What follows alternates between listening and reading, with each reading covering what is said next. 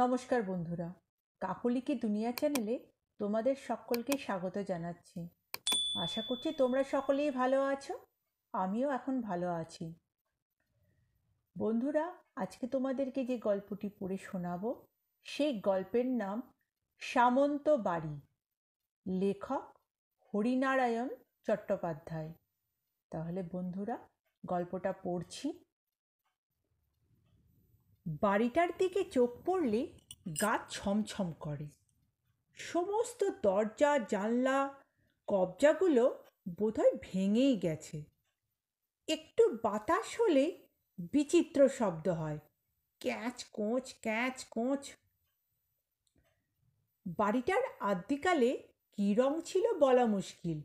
এখন বাইরের আস্তরণ খসে পাঁজর প্রকট চেহারা, রন্ধ্রে রন্ধ্রে বট অশ্বত্থের চারা। ছাদের একদিকের কার্নিশ সম্পূর্ণ ভেঙে পড়েছে। সামনে অনেকখানি জায়গা। গাঁয়ের বুড়ো লোকেরা বলে একসময়ে খুব চমৎকার ফুলের বাগান ছিল। সামন্তরা দেশ বিদেশ থেকে নানা জাতের ফুলের গাছ এনে লাগিয়েছিল। এখন ফুলের গাছের একটিও অবশিষ্ট নেই।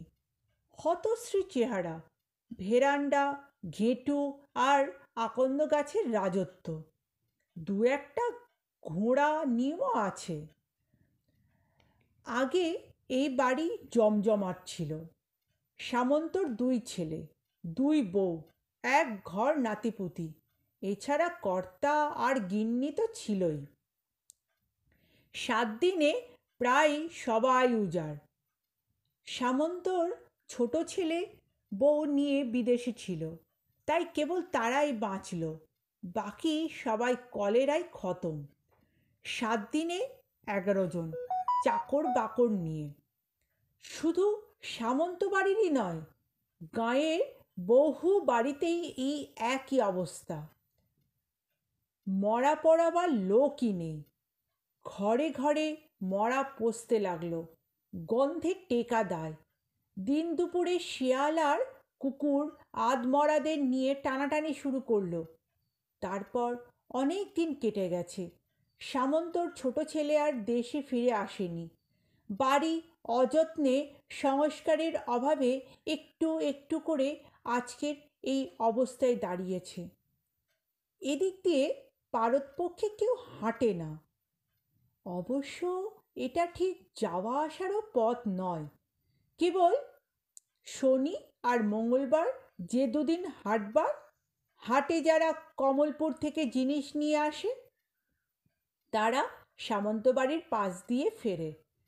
কমলপুরে ফেরবার তাদের আর একটা পথ আছে, কিন্তু সে অনেক ঘুরপথ। প্রায় অর্ধেক গ্রাম ঘুরে যেতে হয়। তাদের ফিরতে সন্ধে হয়ে যায়। সামন্ত বাড়ির পাশ দিয়ে তারা কোনো রকমে ছুটে পালায়। তবুও কি নিস্তার আছে? সবই তো কানে যায়। হঠাৎ একতলার ঘরে আলো জ্বলে ওঠে। জোর আলো নয়, নীলচে দীপ্তির মৃদু আলো। হা হা করে হাসির আওয়াজে শোনা যায়। সে হাসি শুনলে সাহসী জোয়ানেরও বুকের রক্ত শুকিয়ে যায়। অশরীরী হাসি, এ যেন কোনো মানুষের নয়।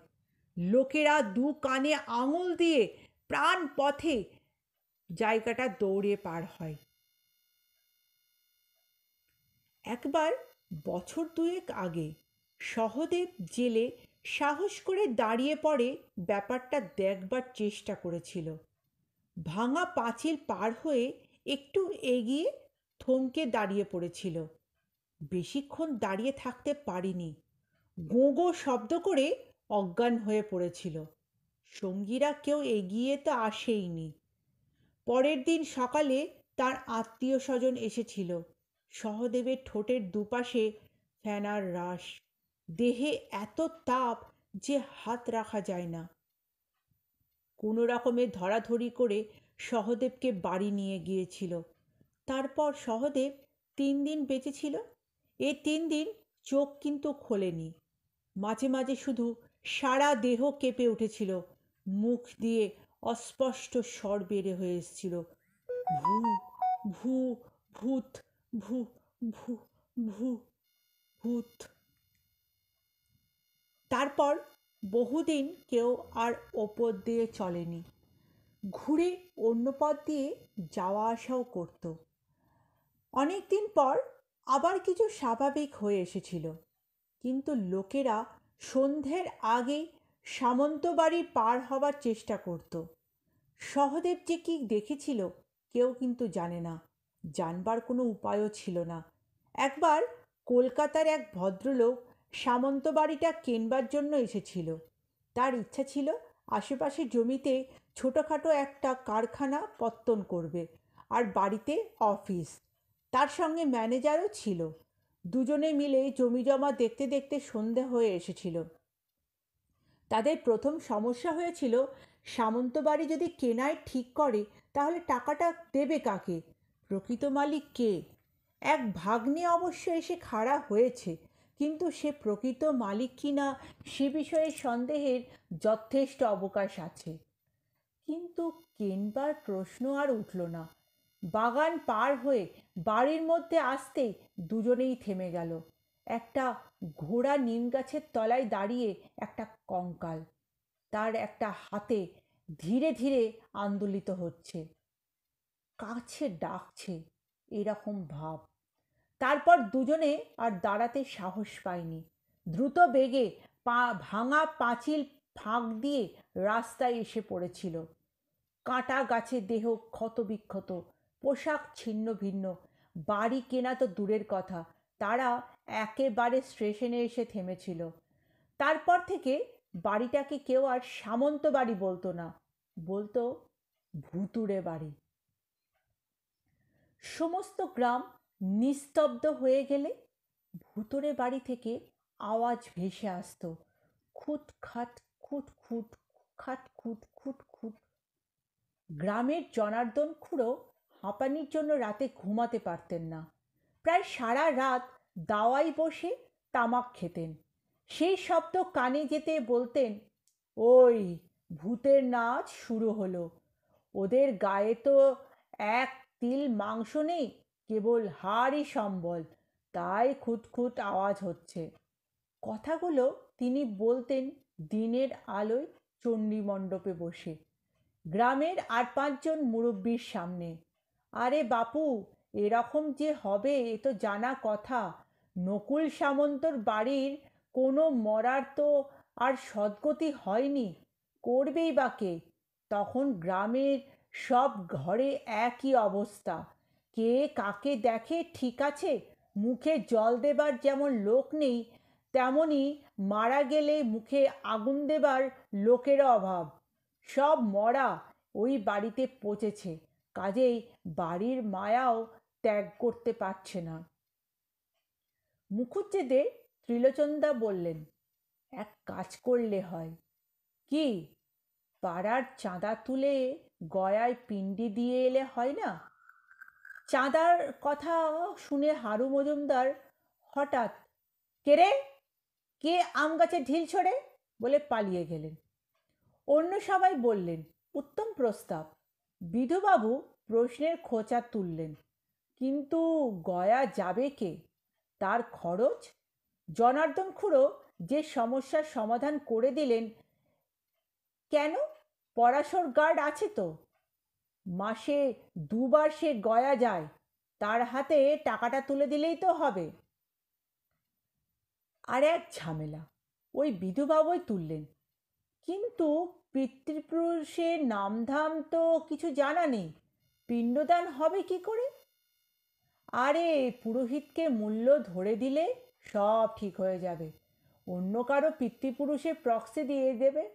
পিণ্ডদান নিয়ে তো কথা, প্রেতলোকে সবাই হাঁ করে আছে, একবার পিণ্ড পড়লেই দেখবেন ছোঁ মেরে নিয়ে যাবে। তাই ঠিক হলো, চাঁদায় তোলা হবে, কিন্তু কিভাবে? এখনই তো লোকের দরজায় খাতা নিয়ে ঘুরলে কেউ তো উপর হস্তও করবে না। পূজা পার্বণে দেখা গেছে বিশেষ চাঁদা ওঠে না, তবুও সেখানে দেবদেবীর রোষের ব্যাপার আছে, এক্ষেত্রে সেসব তো আশঙ্কা নেই। সামন্তদের প্রেতাত্মা সামন্ত বাড়ি ছেড়ে গ্রামে চড়াও হবে এমন সম্ভাবনা তো কম। সকলে ভাবনা চিনতে স্থির করল সংকীর্তনের দল বের করবে। গ্রামে এরকম দল ছিলই, তারাই কাপড় পেতে গান গেয়ে বাড়ি বাড়ি ঘুরবে। তাই করল। মোট উঠল 3 টাকা 22 পয়সা। 2টো শশা, একটা কাঁঠাল, গোটা 5 আম। তাও সেই 22 পয়সার মধ্যে 2টো 10 পয়সা আবার অচল। গ্রামের মাতব্বররা যখন এ ব্যাপারে চিন্তিত, সেই সময় ঢাকের শব্দ কানে এলো। এখন আবার ঢাকের আওয়াজ কেন? পালা পার্বণের তো সময় নয়। শীতলা মনসা পুজো হলে মাতব্বররা তো আগেই জানতেন। সবাই উৎকণ্ঠ হয়ে রইলেন। গোটা চারে গরুর গাড়ি আলের পথ ধরে চলেছে। ঢাকের শব্দ আসছে প্রথম গরুর গাড়ি থেকে। মাতব্বররা এগিয়ে গেলেন। গরুর গাড়ির ছোয়ের ওপর কাগজ লটকানো, দিগ্বিজয় যাত্রা পার্টি, প্রোপ্রাইটর পশুপতি ধারা। এক গ্রাম থেকে বাইনা সেরে কালনা ফিরে যাচ্ছে। ঢাকের আওয়াজ হচ্ছে বিজ্ঞাপন। পথে যদি কেউ বায়না করে, জনার্দন খুড়োই বললেন, এদের বায়না করলে হয়। আমোদ প্রমোদের ব্যাপারে তবু লোকে টাকা খরচ করে। আজ আর এই অজপাড়া গায়ে কী বা আছে? বিধুবাবু হাত তুলে প্রথম গরুর গাড়িটা থামালেন। বললেন, প্রোপ্রাইটর কোথায়? দেখা করব। গাড়ি থেকে একটা কয়লার বস্তা নামলো। মাথায় 4 ফিট করমচালাল, 2টো চোখ, পরনে ফতুয়া, ধুতি হাঁটুর ওপর। হেঁড়ে গলা যথাসম্ভব মিহি করে বললেন, অনুমতি করুন আজ্ঞে, আমি পশুপতি ধারা, প্রোপ্রাইটর, দিগ্বিজয় যাত্রা পার্টি। কোথা থেকে আসছেন? আসছি বীজপুর থেকে। মরবার সময় নেই, কেবল বায়নার পর বায়না। আমাদের মহারাবণ বধ। হেঁড়ে গলা যথাসম্ভব মিহি করে বলল, অনুমতি করুন আজ্ঞে, আমি পশুপতি ধারা, প্রোপ্রাইটর, দিগ্বিজয় যাত্রা পার্টি। কোথা থেকে আসছেন? আসছি বীজপুর থেকে। মরবার সময় নেই, কেবল বায়নার পর বায়না। আমাদের মহিরাবণ বধ, সুরত উদ্ধার, কুরুক্ষেত্র, কমলে কামিনী, একেবারে বাছা বাছা পালা। লোকে 1 রাতের জন্য বায়না করে নিয়ে যায়, 7 রাতের আগে ছাড়ে না। আপনাদের রেট কী রকম? পশুপতি ধারা এদিক ওদিক চোখ ফিরিয়ে বলল, এখানে কোথাও বসবার জায়গা নেই আজ্ঞে। এসব বৈষয়িক কথাবার্তা এভাবে দাঁড়িয়ে। কাছে একটা বটগাছ ছিল, তলায় লাল সিমেন্ট দিয়ে বাঁধানো। বিধুবাবু বললেন, আসুন পশুপতিবাবু, এখানে বসা যাক। সকলে বটগাছতলায় বসল। আমাদের রেট আজ্ঞে 200 টাকা। পশুপতি কাজের কথা পারল। ত্রিলোচনবাবু চোখ কপালে তুললেন। বলেন কি, এই টাকায় তো কলকাতার দল আনা যায়। পশুপতি ধারা 2 হাতে পেট চেপে হাসতে হাসতে বললেন, কলকাতার দল আর আমাদের দলের তফাৎটা কোথায়? আপনারা পালা দেখুন, তারপর টাকা দেবেন। অনেক দর কষাকষির পর 100 টাকায় রফা হলো। 100 টাকা আর পালা ভালো লাগলে প্রোপ্রাইটরকে পান খেতে আরও 10 টাকা। পশুপতি ধারা হাঁক দিলেন, বিজে, আয় বিজে। সাঁড়সের মতন লম্বা শীর্ণকায় এক ছোকরা লাফ দিয়ে গরুর গাড়ি থেকে নামলো, গজগজ করতে করতে। বিজে, বিজে, কেন? আমার নাম কি একটা ভালো নেই? পশুপতি ধারা বলল, বাবুদের খান কয়েক প্রোগ্রাম দিয়ে দে। শীর্ণকায় পকেট থেকে প্রোগ্রামের বান্ডিল বের করে গোটা 4 প্রোগ্রাম বিলি করল। পশুপতি ধারা সকলকে একবার দেখে নিয়ে বলল, ওতে আমাদের ঠিকানা আছে, একটা পোস্টকার্ড ফেলে দিলেই পেয়ে যাব। যেদিন আপনাদের দরকার তার অন্তত মাসখানেক আগে আমাকে জানাবেন, নইলে সম্ভব হবে না। বায়নার পর বায়না কি না। জনার্দন খুড়ো বললেন, আমরা এ মাসের শেষে ওই ধরুন 17ই রাত্রে চাই। শনিবার আছে। শহরে যেসব বাবুরা কাজ করে সবাই বিকেলে চলে আসবে। আসর ভরে যাবে। কোন পালাটা আপনাদের ভালো? বললাম যে আমাদের সব পালায় এক্সেলেন্ট।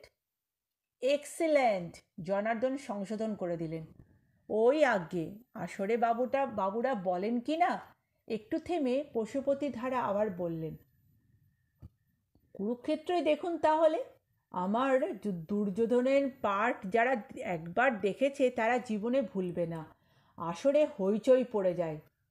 শীর্ণকায় বলল, আর আমার চিকেষ্ট পার্ট দেখে কতুলপুরের বাবুরা একবার বাঁশ দিয়েছিলেন। বাঁশ? বাঁশ কেন? ত্রিলোচনবাবু ঊর্ধ্বলোচন হয়ে সুধান। বিজে ব্যাখ্যা করল, মানে বাঁশি তৈরি করার জন্য। সবাই বলল, এ একেবারে আসল ছিকেষ্ট, বাঁশি ছাড়া মানায় না। আহ বিজে, ভদ্রলোকদের কথার মধ্যে তোর নাক গলাতে আসা কেন? পশুপতি বিরক্ত। আবার বিজে, আপনি কি আমাকে বিজিতেন্দ্র মোহন বলে ডাকতে পারেন না? পশুপতির ধারা রুখে উঠল, হ্যাঁ, ডাকবো ওই নামে। আমার একে বাঁধানো দাঁত। ঠিক আছে, আমাদের কি করতে হবে বলুন? জনার্দন বুড়ো মনে করিয়ে দিলেন। পশুপতি বললে, এই খাতাটা গাড়ি থেকে নিয়ে আয়। শীর্ণকায় গাড়ি থেকে দিকে ছুটল। ইতিমধ্যে গাড়ি থেকে অনেক লোক নেমে দাঁড়িয়েছে। কেউ আলের ওপর, কেউ গাছের ছায়ায়। খেরো বাঁধানো লাল খাতা এলো। গ্রামের তরফ থেকে জনার্দন খুড়ো সই করলেন। তখন পশুপতি ধারা বলল, এবার কিছু অগ্রিম দিতে হবে। আজ্ঞে। অগ্রিম? এই রেওয়াজ। গ্রামের মাতব্বররা নিজেদের মধ্যে পরামর্শ করলেন। বিধুবাবু বললেন, কার কাছে কত আছে? কুড়িয়ে বাড়িয়ে 5 টাকা হলো। সেই 5 টাকায় জনার্দন খুড়ো এগিয়ে দিলেন। বললেন, নিন, আগাম রাখুন। হাত থেকে টাকাটা নিয়ে পশুপতি ধারা বলল, বড্ড কম হয়ে গেল আজ্ঞে, দলের বিড়ির খরচও হবে না। ঠিক আছে, বাকিটা যাত্রা শেষ হলে ভোর রাতেই দেব। পশুপতি ধারা 2 হাত জড়ো করে সকলকে নমস্কার করে উঠে পড়ল। 4টে গরুর গাড়ি আবার চলতে শুরু করলো। গ্রামের মাতব্বররা কোমর বেঁধে চাঁদা আদায় শুরু করলো। তারা ঠিকই করেছিল, কোনো রকমে 150 টাকা যদি ওঠাতে পারে তাহলে যাত্রা পার্টিকে 100 টাকা দিয়ে 50 টাকা থাকবে পিণ্ডদানের জন্য। বরাত ভালো, প্রায় 200 টাকা উঠে গেল। প্রথমে অনেকেই ভেবেছিল টাকা পয়সা দেবে না, ভিড়ের মধ্যে দাঁড়িয়ে যাত্রা শুনবে। তারপর শুনল কড়াকড়ি ব্যবস্থা হবে, বিনামূল্যে দেখার সুবিধা নেই। তাছাড়া উদ্বৃত্ত অর্থ গয়ার পিণ্ডদানে খরচ হবে। তখন আর কেউ বিরক্তি করল না। জনার্দন খুড়ো প্রোপ্রাইটরকে পোস্টকার্ড ছেড়ে দিলেন। যেখানে হাট বসে, বিলের ধারের মাঠ, সেখানটাই পরিষ্কার করা হলো যাত্রার আসরের জন্য। পাড়ার উৎসাহী ছেলেরা গাছে গাছে হাতে লেখা প্ল্যাকার্ড আটকে দিল। আসিতেছে, আসিতেছে, আসিতেছে, বহুদিন পরে আনন্দ সংবাদ। দিগ্বিজয় যাত্রা পার্টির যুগান্তকারী সৃষ্টি কুরুক্ষেত্র, আগামী 17ই বৈশাখ, হাটতলার মাঠে। সবই ঠিক হলো, শুধুই একটু ভয়। কালবৈশাখীর সময় ঝড় বৃষ্টি হলেই তো মুশকিল। তবে একটা ভরসার কথা এই যে এবার ঝড় বৃষ্টির জোর কম। আসরের দিন 3 আগে পশুপতি ধারা একবার সরেজমিনে তদারকে এলেন। পোস্টার দেখে একটু গম্ভীর। বলল, সবই করলেন, প্রোপ্রাইটরের নামটা দিলেন না। দিগ্বিজয় যাত্রা পার্টির পরিচয়ই তো এই পশুপতি ধারা। তারপর যাত্রার আসর কোথায় হবে, কোথায় সাজঘর, সবই দেখল। জনার্দন খুড়োকে বলল, খাবার ব্যবস্থা কি হবে? আমাদের লুচি মাংস ছাড়া গলা খোলে না। জনার্দন খুড়ো পরিষ্কার বললেন, লুচি মাংস পারবো না, ঢালাও খিচুড়ি ব্যবস্থা করব, তার সঙ্গে মাছ ভাজা। আপনাদের লোক কজন? সব নিয়ে 27 জন। ঠিক আছে, অসুবিধা হবে না। আরম্ভ করবেন 9টায়? 9টায় নয়, 10টায়। 10টা থেকে ভোর 4টে। একেবারে জমজমাট ব্যাপার। দেখবেন এই সময়ের মধ্যে লোকে হাঁ করে ভুলে যাবে সব। বিশেষ করে মহামানী দুর্যোধনের পাঠ দেখে। দুর্যোধনের পাঠ কে করে? পশুপতিধারা পেঁচিয়ে পেঁচিয়ে হাসল, কোনো উত্তর দিল না। 17ই বৈশাখ, রাত 10টা যাত্রা আরম্ভ। 7টা থেকে হ্যারিকেন হাতে লোক আসতে শুরু করলো দলে দলে। ভিন গাঁয়ের লোকেরাও এসে ভিড় করলো, তাদের আটকানোও গেল না। যাত্রার লোকেরা সাজতে শুরু করেছিল 6টা থেকে। নির্বিবাদে সাজবার জো আছে? গাঁয়ের ছেলের পাল সাজঘরে উকি ঝুঁকি দিয়ে বিরক্ত করছিল। দুর্যোধনের গোঁফই পাওয়া গেল না। পাড়ার কোন ছেলে সরিয়ে ফেলেছিল, আবার গোঁফের ব্যবস্থা হলো। প্রায় সকলের সাজ হয়ে যেতেই পশুপতিধারার খেয়াল হলো, আরে বিজেটা গেল কোথায়? তার চিকেস্টোর মেকআপ বেশ টাইম নেবে তো। খোঁজ খোঁজ, এদিক সেদিক সবাই খুঁজতে লাগলো। বেশ কিছুক্ষণ পর পাওয়া গেল। গাঁয়ের এক ছেলেই আবিষ্কার করলো এক পাকুড় গাছতলায় নিশ্চিন্তে নিদ্রা যাচ্ছে। পশুপতিধারা প্যাকিং বাক্সের ওপর বসে বিড়ি খাচ্ছিল। খবর শুনে তো তেতে লাল। বললে, বালতি করে জল নিয়ে বিজেটার মাথায় ঢেলে দাও, নির্ঘাত গাঁজা টেনে মরেছে। জল ঢালতে হলো না। দুঃশাসন আর ভীম তার দুটো হাত ধরে হ্যাঁচকা টান দিয়ে তুলল। বিজয় জড়ানো গলায় বলল, এ কি বাবা, স্বর্গেও অশান্তি? বিষ্টুর সঙ্গে একটু প্রাইভেট কথা বলছিলাম, তাতেও বাধা। অবশ্য কিছুক্ষণের মধ্যে বিজয় ধাতস্থ হলো, মেকআপ নিয়ে বসে গেল। 10টায় যাত্রা আরম্ভ হবার কথা, শুরু হলো 10:30টায়। যাত্রা বেশ জমে উঠেছিল। দুর্যোধন বার দুয়েক হাততালি পেল। তা পশুপতিধারাকে মানিয়েছেও চমৎকার। বাজখাই গলা খুব চেঁচাচ্ছে। গোলমাল শুরু হলো শ্রীকৃষ্ণ আসরে ঢুকতে। ঢোকা ঠিক নয়, শ্রীকৃষ্ণ শুয়েই ছিল। পায়ের কাছে অর্জুন, শিয়রে দুর্যোধন। পালায় আছে শ্রীকৃষ্ণ। কপট নিদ্রা ত্যাগ করে উঠে প্রথমে অর্জুনকে দেখতে পাবে, যদিও দুর্যোধন আগে থেকেই বসে আছে। কনসার্ট চলছে। বেশ কিছুক্ষণ কেটে গেল। শ্রীকৃষ্ণের ওঠার কোনো লক্ষণই নেই। লোকেরা অধৈর্য হয়ে উঠেছে। দুর্যোধন সামনের দিকে ঝুঁকে পড়ে প্রমাদ গুনল। কপাট নয়, শ্রীকৃষ্ণের আসল নিদ্রা চলেছে। নাসিকা গর্জনের শব্দ পাওয়া যাচ্ছে। কনসার্টের জন্য সে আওয়াজ অবশ্য আসরে পৌঁছচ্ছে না। কনসার্ট থামলেই শোনা যাবে। ফিসফিস করে দুর্যোধন বলল, এই বিজে, বিজে উঠবে নাকি? লোক কতক্ষণ বসে থাকবে? শ্রীকৃষ্ণ গভীর নিদ্রামগ্ন। দুর্যোধন আর পারল না। এভাবে চললে তো রাত কাবার হয়ে যাবে। কুরুক্ষেত্র যুদ্ধটা আর হবে কখন? হাতটা বাড়িয়ে শ্রীকৃষ্ণের ঘাড়ে মোক্ষম এক চিমটি কাটল সে। অরে বাপ, কি ছাড়পোকা, ঘুমোবার উপায় আছে? শ্রীকৃষ্ণ লাফিয়ে উঠে বলল। সারা আসর হেসে খুন। দুর্যোধন বেশি পশুপতিধারা পাকা অভিনেতা, মানিয়ে নেবার চেষ্টা করে চলল। কেন পরিহাস করছেন যদুপতি? আমি আপনার দেহে অঙ্গ সঞ্চালন করছিলাম। কিন্তু যদুপতি তখন নেশায় মশগুল। বললে, বাপস, ওর নাম অঙ্গ সঞ্চালন? আমার শরীরে কালশিটে পড়ে গেছে। আসরে আবার হাসির রোল উঠল। তারপর সে দৃশ্য আর জমবার কথা নয়। কোনো রকমে শেষ করা হলো। সাজঘরে গিয়ে পশুপতিধারা বীজের গলা টিপে ধরল। তোকে আজ খুন করে ফেলব। কতদিন না বলেছি গাঁজা টেনে আসরে নামবি না? দিগ্বিজয় যাত্রা পার্টির একটা প্রেস্টিজ নেই? সবাই মিলে বিজয়কে ছাড়িয়ে নিল। টিপুনির চোটে বিজুরও কিছুটা জ্ঞান ফিরে এসেছিল।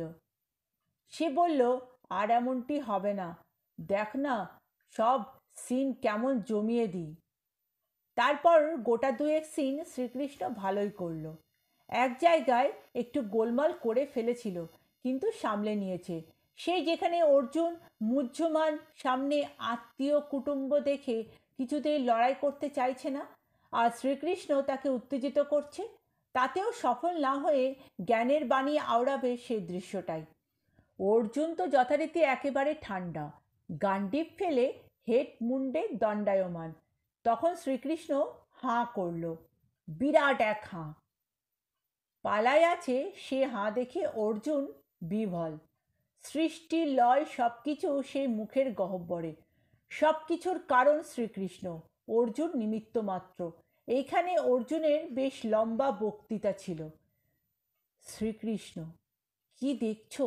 বলার পর অর্জুন পোজ নিয়ে দাঁড়িয়েছিল, মুখের বিস্মিত ভঙ্গি, বিশ্বরূপ দর্শন করছে। কিন্তু শ্রীকৃষ্ণের নেশা বোধহয় তখনও পুরো কাটেনি। তখন সে আবার বলল, কি দেখছো ধনঞ্জয় টনসিল?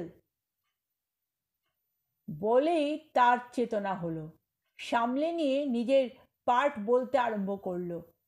ভাগ্য ভালো, জোর বাজনা চালায় টনসিলটা আসলে কেউ শুনতে পেল না।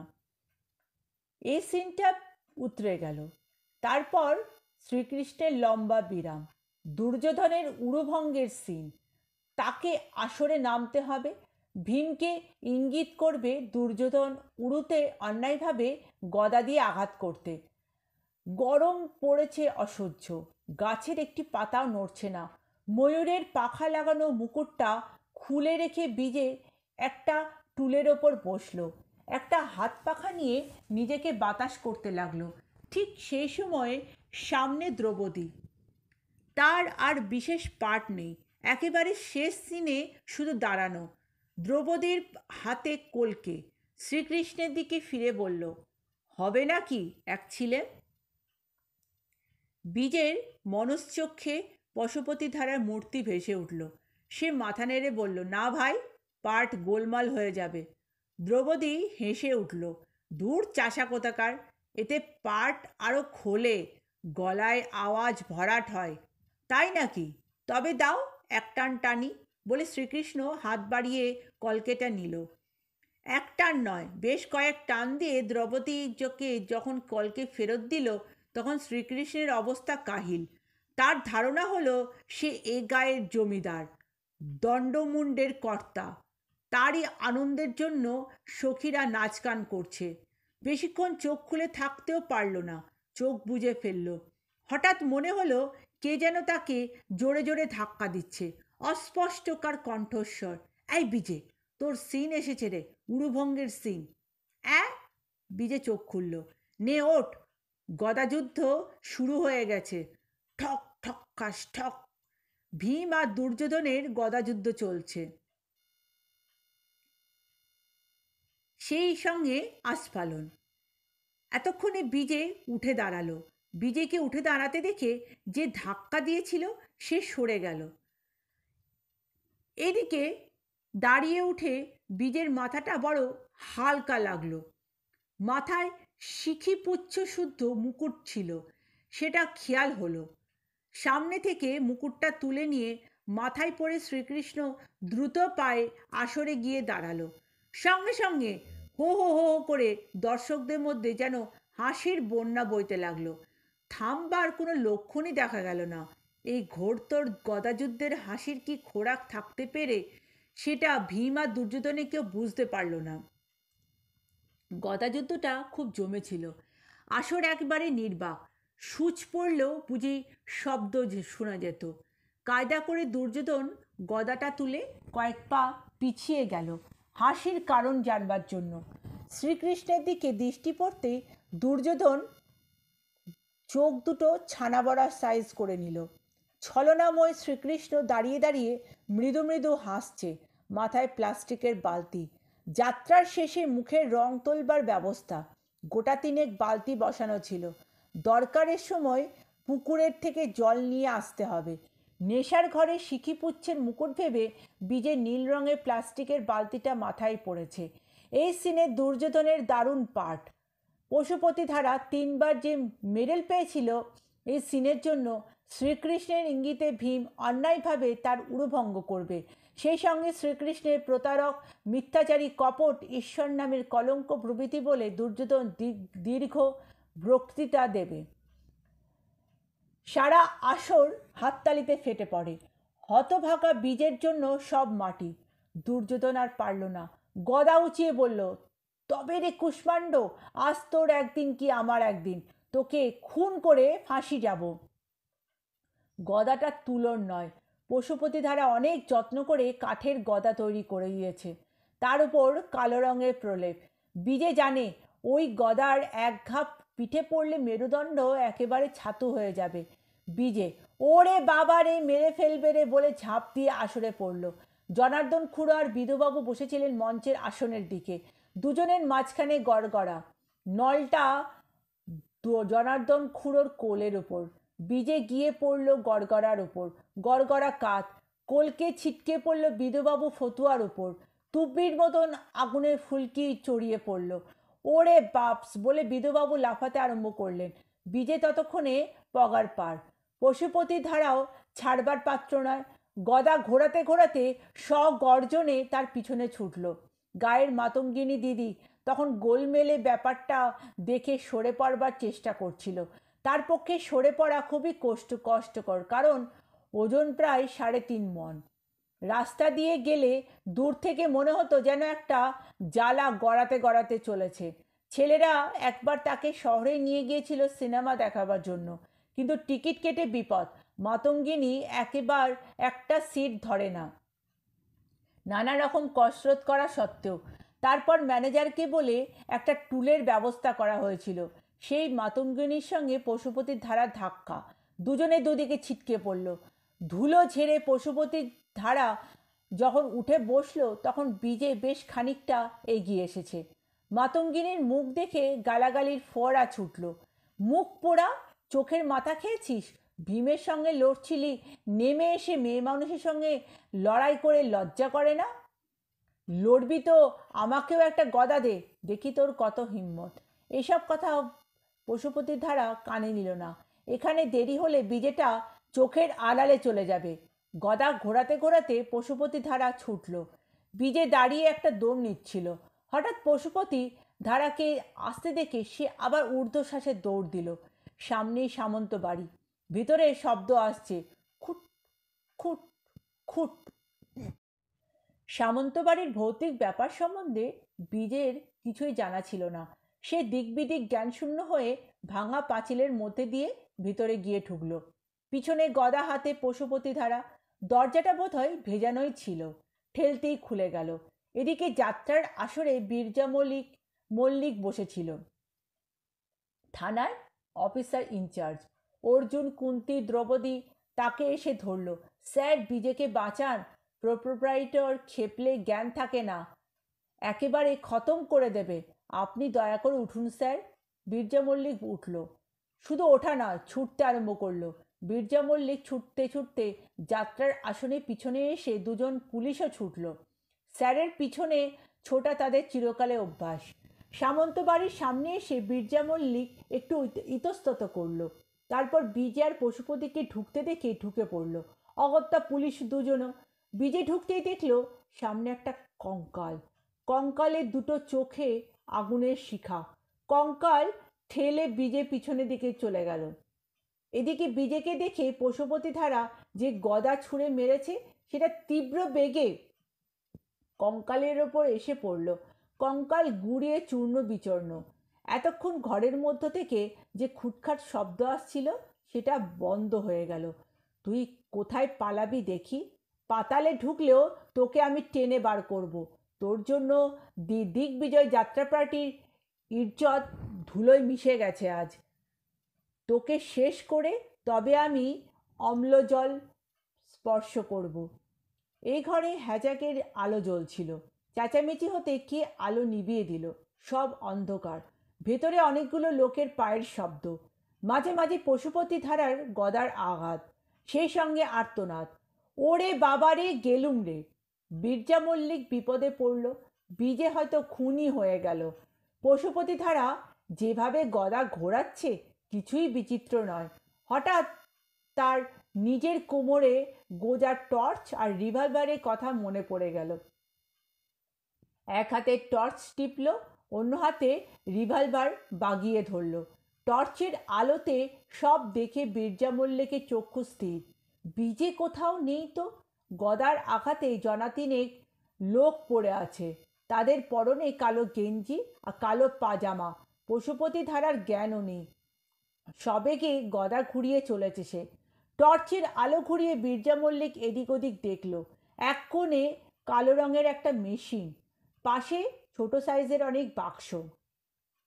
গোলমেলে ব্যাপার বুঝতে বীরজা মল্লিকের একটুও দেরি হলো না। লোকগুলো দিকে রিভলভার লক্ষ্য করে বলল, উঠে দাঁড়াও তিনজনে, যদি বাঁচতে চাও।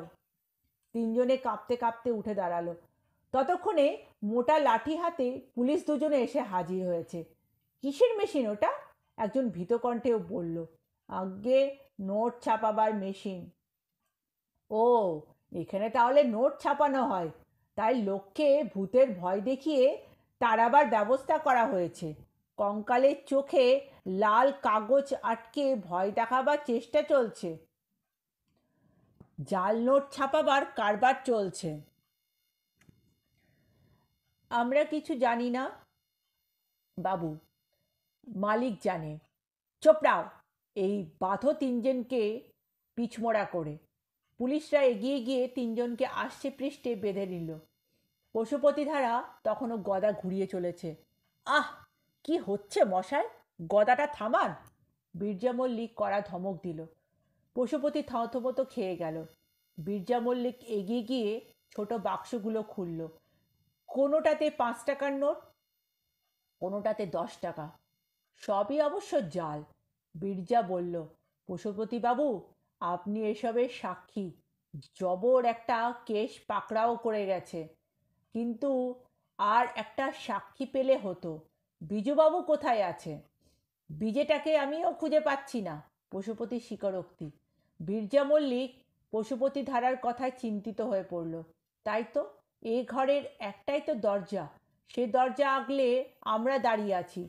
কোথাও তো যেতে পারবে না বিজয়বাবু। এখান থেকে কোথায় যেতে পারে বিজয়বাবু? টর্চের আলো ঘরের চারিদিকে ফেলে বীরজা মল্লিক চেঁচালো, বিজুবাবু কোথায় আপনি? ক্ষীণ কণ্ঠ ভেসে উঠল, এই যে আমি ওপরে। বীরজা মল্লিক চমকে উঠে টর্চের আলো উপর দিকে ফেলে দেখল কড়িকাঠে বাঁধা একটা দড়ি ধরে বিজে বিপজ্জনকভাবে ঝুলছে। নেমে আসুন মশাই, কি করে নামবো? যেভাবে উঠেছেন, কিভাবে উঠেছেন জানি না, গদার ভয়ে উঠে পড়েছি। এদিকে এদিক ওদিক দেখে বীরজা মল্লিক দেখতে পেল জানলার পাশে মোটা একটা পাইপ ছাদ পর্যন্ত উঠেছে। বোঝা গেল ভয়ে জ্ঞানশূন্য হয়ে এই পাইপ বেয়ে বিজে উঠে পড়ে ওই দড়ি আশ্রয় করেছে। বীরজা মল্লিক পুলিশদের দিকে ফিরে বলল, এই ওকে নামাবার ব্যবস্থা করো। বীরজা মল্লিক তো বলে খালাস, কিন্তু কড়িকাঠ থেকে বিজেকে নামাবে কি করে? বুদ্ধি করে একজন পুলিশ মেশিনের ওপর উঠে পড়ল, আর একজন তাকে চেপে ধরল। মেশিনের ওপর দাঁড়ানো পুলিশ দুটো হাত বাড়িয়ে বলল, নিন, ঝাঁপ দিন, কোনো ভয় নেই। বিজে চেঁচালো, রাম 2 3। তারপর হাত ছেড়ে দিয়ে একেবারে পুলিশের কোলে। বীরজা মল্লিক বলল, এই যে বিজয়বাবু, আপনিও একজন সাক্ষী, এখানে একটা সই করুন। বিজে বলল, আমার নাম বিজিতেন্দ্র মোহন নায়ক। কোথায় সই করতে হবে বলুন। পুলিশ দুজনকে সামন্ত বাড়িতে রেখে বীরজা মল্লিক তিনজনকে বেঁধে নিয়ে গেল। পিছন পিছন পশুপতি ধারা আর বিজে। কিছুটা এসে পশুপতির খেয়াল হলো, আরে আমার গদাটা তো ফেলে যাচ্ছি যে, আমার এ এত সাধের গদা। বিজে বলল, আর আমার সিকিপুচ্ছ মানে প্লাস্টিকের বালতি। বন্ধুরা, কেমন লাগলো এই গল্পটি? যদি ভালো লাগে কমেন্ট করে অবশ্যই বলছি বন্ধুরা, তোমরা বলে দিও। আর আমার চ্যানেলটিকে লাইক আর সাবস্ক্রাইব করতে ভুলো না। আর পারলে সবার কাছে শেয়ার করে দিও। ঠিক আছে বন্ধুরা, আজকের মতন বিদায় নিচ্ছি। সবাই ভালো থাকবে।